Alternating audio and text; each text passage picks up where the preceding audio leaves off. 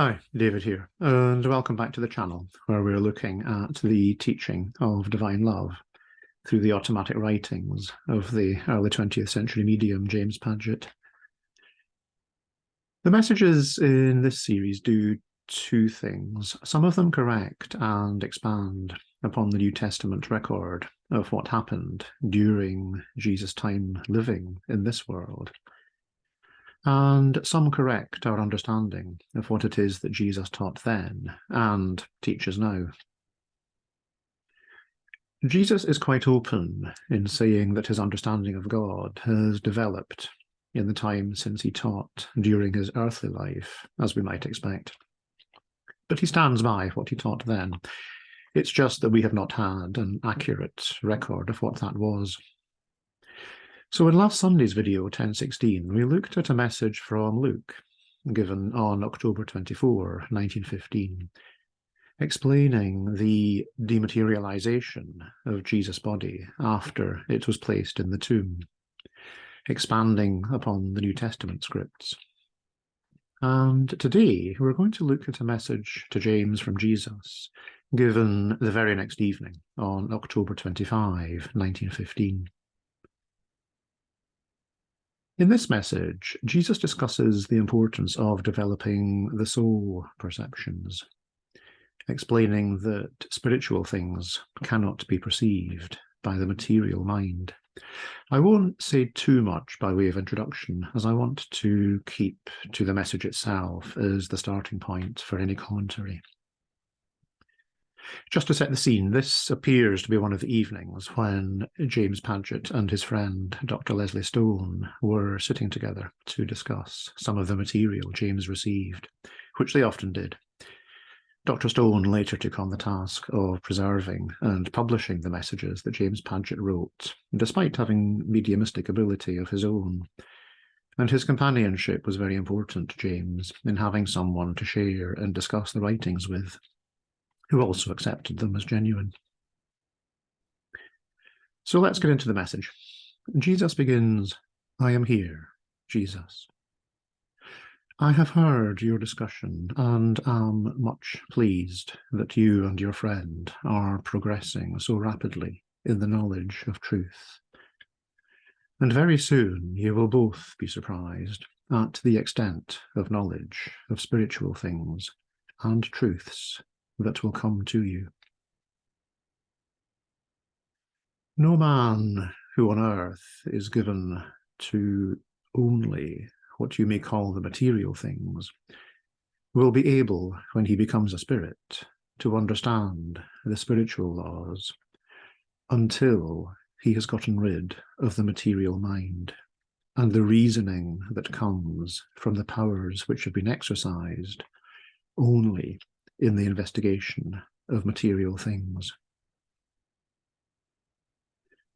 You cannot perceive spiritual things with the material mind. Neither can a man, by reason of those powers of the mind which know only material things, be able to perceive the truths of the spirit. Hence the necessity for man cultivating the soul perceptions, which are greater and more comprehending than all the faculties of the material mind. So Jesus is drawing a clear distinction between, on the one hand, the understandings, perspectives, perceptions that we develop through using our mental abilities to comprehend the natural world, and on the other hand, the greater reality that we are able to perceive at the soul level through developing our soul perceptions. Someone who has developed their soul perceptions gains the ability to start to perceive the greater reality that this physical world and the physical universe in which it sits form part of. Given that many of us have not developed our soul or spiritual perceptions, and that many of us who have are really just taking baby steps, It's not going to be easy to grasp exactly what Jesus is talking about when he refers to soul perceptions as something distinct from mental perceptions. But he does try to get this across through James Padgett, saying, mind, as usually understood by man, is undoubtedly a wonderful instrument in investigating and learning the laws of nature and the relation of cause and effect in the physical world. But such powers, when applied to the things of the spirit, will not help much, but rather retard the progress of the soul's development of its faculties. Why might a highly developed understanding of how the physical world works hold us back? Perhaps the biggest risk is that we come to think that examining the physical world is going to answer all our questions for us, which leads us to assume, or assert, that there is nothing beyond the physical world. That can lead us to neglect ways of knowing that seem emotional or intuitive. If you can't sense something with your physical senses, how do you know it is there? And if it is, how would you investigate it anyway? We're not short of psychic investigators who try to apply some form of scientific method to understanding spiritual or psychic experiences. The problem is that if you apply a method that isn't suited to the nature of the phenomena you're investigating, you're not going to learn very much. After a century and a half of modern psychic investigation, we have pretty thin pickings in terms of results that might convince the world at large. Someone of a materialist mindset might be tempted to conclude that the lack of results suggests that the claimed or hoped for phenomena simply aren't there. What Jesus is saying in this message is that the lack of results is simply a result of having the wrong approach. He continues, the reasoning power given to man is the highest quality of the material mind, and when properly exercised, it affords a very safe and satisfactory method of arriving at the truth. Yet such power, when exercised in reference to things which are strangers to it, or having no acquaintance with it, or having never been concerned in the investigation of the phenomena of their existence, cannot be depended upon to bring conclusions that will assure men of the truth. That's a pretty clear statement that if you want to understand spiritual matters, relying upon the kind of investigative and reasoning powers that we've developed in understanding the material world are not going to give us the answers. Jesus continues, laws are eternal and never change, and are made by God to be applied to all the conditions and to all the relationships of the material world and of the spiritual world.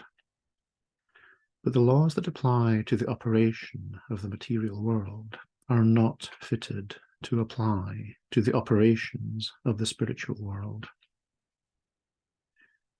The man who understands the former, meaning the laws of the material world, and their application to material things, is not able to apply these laws to the spiritual world and to spiritual things.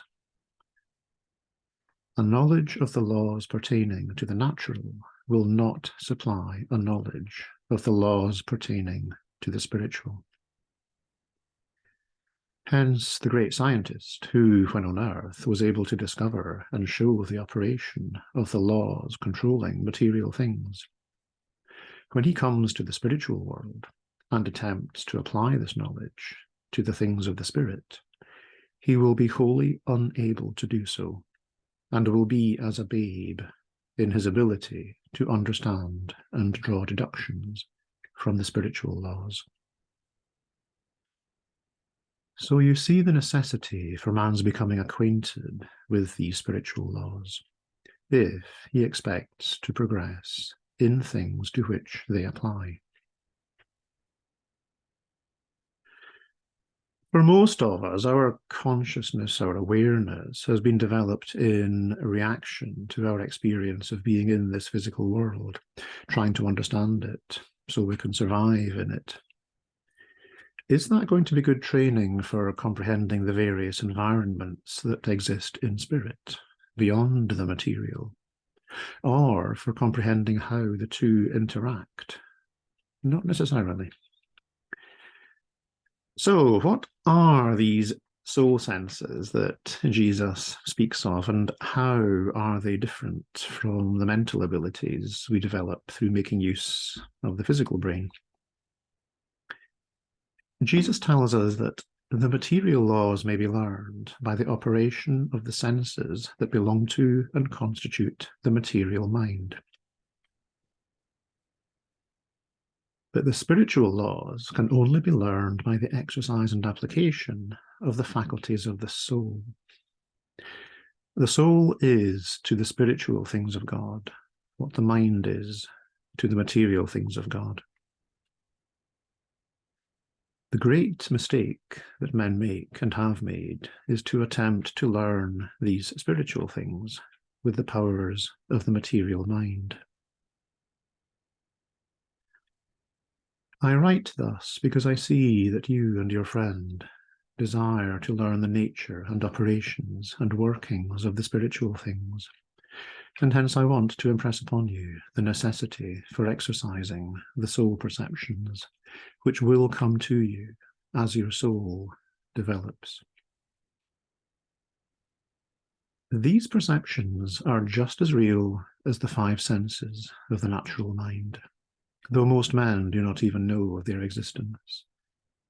And when once you have succeeded in understanding that they do exist, and that you may be able to use them, just as you use the faculties of the material mind, you will be able to progress in the development of these faculties or perceptions with as much success and certainty as does the great scientist or philosopher in the studies of the things to which he applies the faculties of his material mind. I hope that I have made plain what I intend to convey. That's a long and complicated sentence, which reminds us that it can be tricky trying to explain things of spirit through an earthly mind that has been shaped by its physical embodied existence. This is one of the times when you can see the person in spirit struggling to get what they want to say through Padgett's mind and onto the paper he's writing on. And we're still in 1915, fairly early on in James's automatic writing career. So we may need to draw on what Jesus has said in other messages to get a better handle on what he means here. Although he doesn't do it so much in this message, Jesus is usually insistent on getting across the teaching of divine love as key to true soul development. So it would seem to follow that the soul perceptions Jesus speaks of are the expanded awareness of a soul who has developed through sharing in divine love. The problem is that if you haven't undergone that process, no words are going to get across the full extent of what you become if you do. It's a bit like trying to explain verbally what it's like to fall in love to someone who has never experienced it. When I say fall in love, I mean that head over heels, absolutely besotted feeling where you just feel alive in a way that you didn't before. If you're trying to convey that to someone who hasn't experienced it, even the most eloquent words aren't going to do the job. If natural human love can feel like that, how good might it feel to share in divine love? How much less useful are words going to be then? The most useful words are going to be ones that point the way, so that we might have a chance of having that experience for ourselves. And in the end, that's how Jesus concludes his message, saying, I will not write more tonight, but say, let your faith increase and pray more to God, and you will see open up to you a wonderful vista of knowledge of the truths of the Spirit. Your friend and brother, Jesus. Whenever Jesus talks about divine love, he encourages not just spending time reading and thinking about it, but to simply pray for it, to ask for it passionately, with meaning, to get that conversation with God going, develop that relationship, open yourself to the experience of that great love, become that transformed person. Then you will know, and you will make sense of it at the soul level. And you will see that no amount of reasoning without that experience would have got you anywhere. In the end, when we talk about spirit, we are talking about God, because spirit is God's active energy. And that means we're talking about love, divine love. The challenge isn't to analyze that or comprehend it mentally, but to seek it, share in it, make it real in ourselves, and through us, make it real in this world. Then we will know what it is in the being and the doing. We will know what it is because it will be who we are. Maybe in the end, it's a lot less complicated than we tend to make it.